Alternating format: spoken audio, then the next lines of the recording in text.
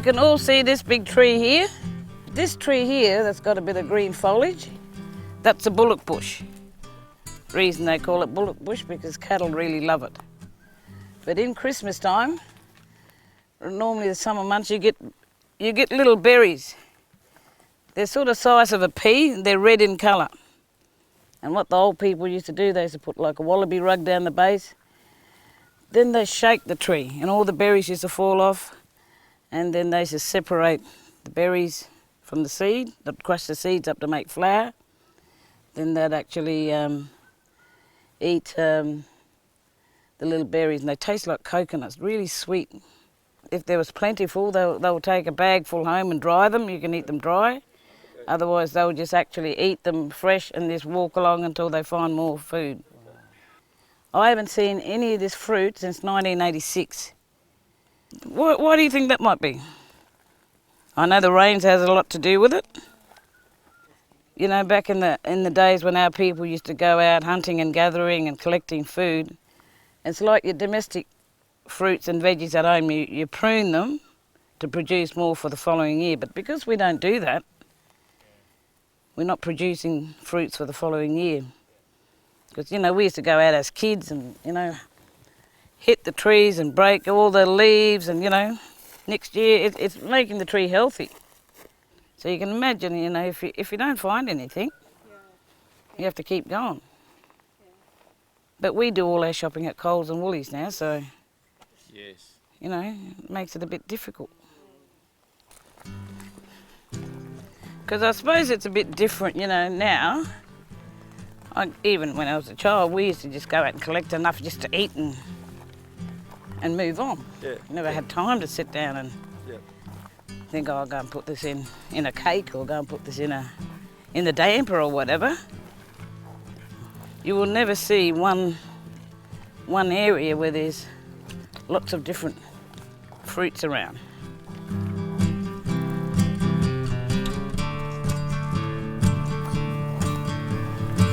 Seen it through here in this life?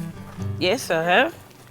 I've seen water in here, and on some occasions I've come up here in times when you can't even walk up here because it's flowing. You know, because all the rain, you know, if it rains up in the rocks up here, it'll quickly bring this creek down.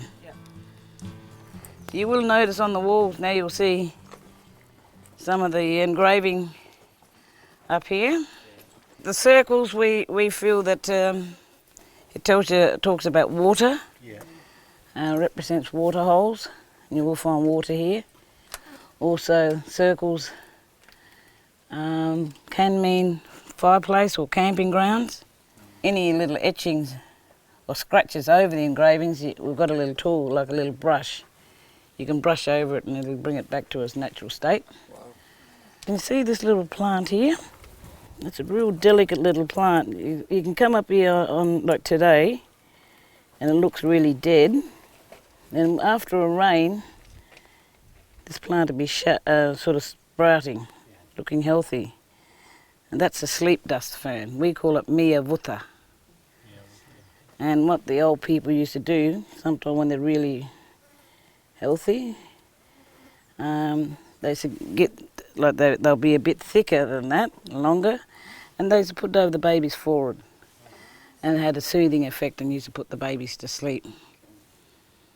So what's the name for this? Mia Vuta. Very good. They're good listeners. Sleep dust fern, yeah.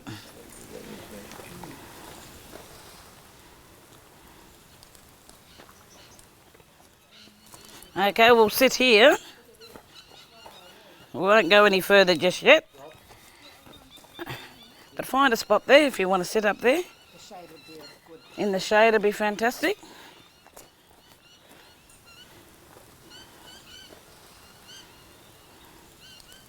And I'll get you to sit down for a couple of minutes in silence.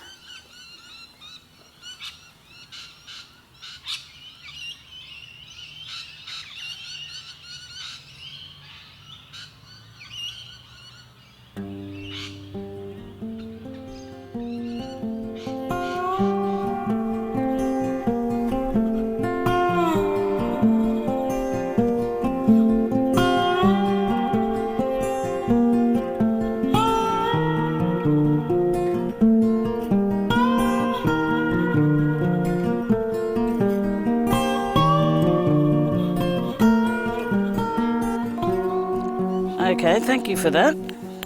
I normally ask people when they're coming into this area, because it's a very ancient, old engraving site, because some of you may not have been in here before, and it's just a way to respect the area and the spiritual place. Whenever I do that silence, sometimes I don't want to break the silence. It's just so nice to hear the sounds of the bush. And I think this place kind of speaks to you. So a lot of engraving has been done. It's an area where our people, when they travel through this area, it's very sheltered. They would have found water here because we're right in direct line of Bukatu, the old ochre pits, just traded Australia-wide. So this area could have been as a permanent camping ground because, like I said, you'd find water, you'd find food. Our people must have been really tall people back in those days, as you can see up there, like us. We're very tall people. Yeah. But also Dad showed me an area like this would have been used when they were hunting and gathering for big game, kangaroos and wallabies, and they'd have their wallaby nets set up in the base like this. And then all the hunters would go around. Well, naturally the munja and the orloos and whatever else would come through here, and that's where they used to catch them. Through here? Yes, I've seen water through there. Like even this afternoon, if we had a thunderstorm, this will be flowing. And I have came through here with quite a few school groups, and this year we couldn't come any further because this was filled with water. It might be more appropriate. I'll tell you a little dreaming story while I'm Amora Nako. I'm going to do it a little bit differently. I'm going to tell you in English, then I'm going to tell you in a foreign language. Water, awiyete valadopi kango. Inna vachunga, awingutek. Artna venja ardanga money venja. Vulkai yaba underveldangana. Ngarli yakari walkening. Vulkana jwangat yotak. Archi vatapi na ingunungun tamandak. Irana we will be mutek. Awi yapiriana. Artna venja yaina money venja ardanga. Vulkai. Yaba underveldangana. Ngarli yakari walkening. Vulkana jwangat yotak. Waday kanay. Vatapi na ingunungun tamandak. Ira na we yukuriara manak. Artna venja mokurandi takum. Mungo wiri nimandakam. Mokurandi takum venja money yatindakam. Rapalawatum. Ira nak awi. Arti nali indanik. Anarich awi itana ukata yalda chilikan.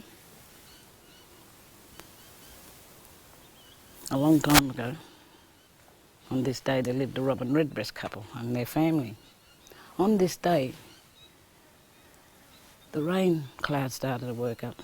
And the wife sang out, old fella, I won't bring the wallaby rugs, our kids will get wet. And he said, wait there first, I'm hungry, I'm feeding my face, I'm having some mistletoe berries. Next when the clouds started to get thicker and thicker, and the wife was getting very anxious again. Old fella, I won't bring that wallaby rugs, our kids will get wet. He said, hang on a minute, I'm eating some mistletoe berries, just wait. So with that, the wife got really, really anxious and angry. Went and picked up a digging stick. Went and tapped him on the head. Next when the blood started to flow down his chest. So that is why today the robin redbreast has a red chest. So what's the moral of the story? What message you may have got out in that story? Listen to your wife. Yes, that's a very important one. Very important. Anything else? Don't be feeding your face when there's other more important. He was very selfish. He broke the golden rule for living, yes. Anything else? But you see the male bird has got that real bright crimson and red chest. So that's Sarti, I suppose. But it's a story. But you're more than welcome to go through there to have a look. Like I said, people said this place called sacred. Is it a sacred place? But just hearing it from my parents, they reckon it's a secret place. You don't really know it's here until you come across it. If you go through there, you'll see there's a bit of an old cave there. Used to be a painting site. There used to be a bit of oak in there, but it's nothing. because the water used to get through it. But for the fittest, I won't go because I'll probably roll an ankle. I'll wait here, or we can start walking back. But for those who want to go through there and have a look, take some photos, you're more than welcome to take photos up there.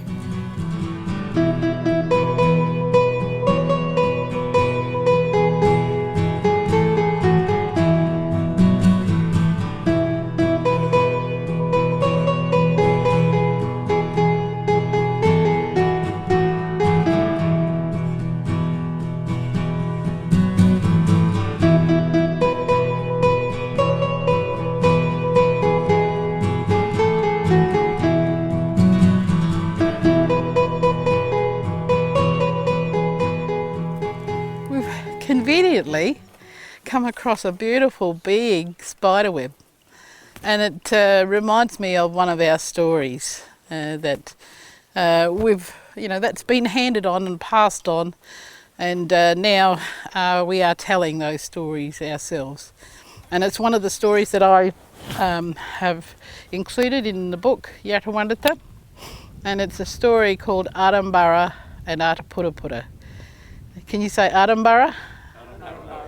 Yeah, which is a trapdoor spider, and Ataputaputta. And at the time when our old people looked at that scientific classification, there was no identification of that little grub. It's a little grub. So, and it's a good story. I tell this story because it is a story about life and death, and it's a classic story to tell at Easter time. And there was Arambara and Ataputaputta. They had this conversation, and the topic of the conversation was, what happens to the when it dies?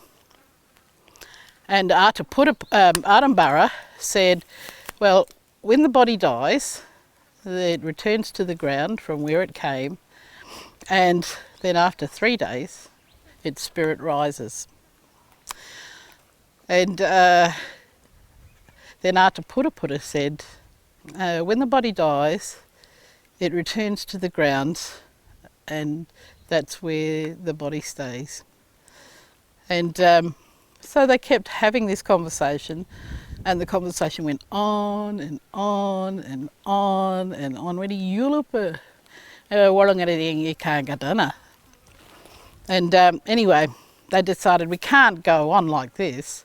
We have to make some sort of decision. And so they decided they went with Ataputaputta's version, and that was that it just returned to the ground, and it just returned to the ground from where it came. Time went by, lots of time went on, and they started to yurkuwaranda. They started to get sad, deep sadness, nganga, deep sadness around when their loved ones started to pass away. And they longed to see their loved ones again. For us, that's the hope of the Christian gospel, is that one day it tells us that because of what Christ has done, we will see our loved ones again. That's the hope of the gospel. And because Arambara's story was that when the body dies, it will return to the ground, and after 3 days, and I find in our stories, it's incredible that we have included in our story the 3 days. It's not an addition, it was always there. This understanding that after 3 days, the spirit will rise again. And, I love to tell that story because it is, for me, a sign of hope and of, being reconciled with one another, with our Creator, and with our all those who have gone on before us. It's a story of hope and reconciliation for us. And so, whenever you see Arambara, Arambara is out in the open. He's out in the open. Even though he does live in a trapdoor, but his web is out in the open because he's not ashamed of the decision that he'd made. But Ataputapura, you'll find Ataputapura still underneath where he lives. He's underneath the bark of a tree, hiding. That story, it teaches us, a lot. As humans, we so often live in the here and now, and we don't prepare ourselves as well as we should for the hereafter. So that's my little story about Arambara and Ataputapura.